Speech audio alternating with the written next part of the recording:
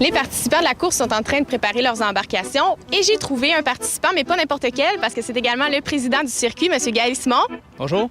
Ça va bien? Top shape. Dis-moi, c'est un événement qui a existé pendant 12 ans, qui a arrêté pendant une certaine période. Pourquoi on a décidé de le faire revivre en 2006?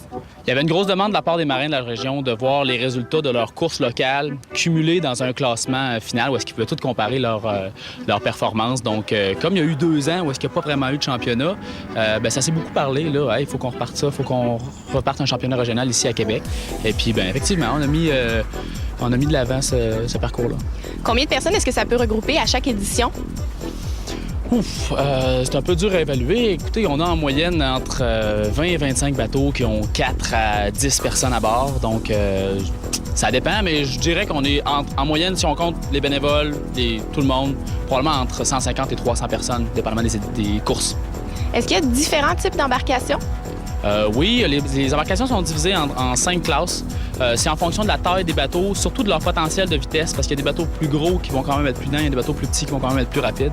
Et puis, il y a une classe open dans laquelle on réunit tous les bateaux qui ne fitent pas dans les autres classes. La plupart du temps, c'est des bateaux qui ont des très hauts potentiels de vitesse, comme les multicoques, par exemple. On aurait tendance à croire que pour participer, il faut s'inscrire avec notre propre bateau. Est-ce que c'est une idée préconçue ou c'est la réalité? C'est la réalité pour la plupart des marins, mais on a mis de l'avant un système pour que des équipiers individuels puissent s'inscrire et puis être ensuite recrutés. Parce que ce qui arrive aux capitaines qui font de la régate, c'est que leurs meilleurs équipiers s'achètent des bateaux. Donc, ils se retrouvent toujours finalement à avoir une pénurie d'équipiers compétents. Fait que, on a mis sur notre site web une banque d'équipiers où est-ce que les gens peuvent s'inscrire puis où est-ce que nos marins peuvent aller recruter des équipiers. Puis jusqu'à présent, ça a très bien fonctionné. Le taux de placement est très bon. La plupart des équipiers trouvent un embarquement. Est-ce que vous avez des activités spéciales aujourd'hui, comme c'est la journée de la découverte de la voile au Québec?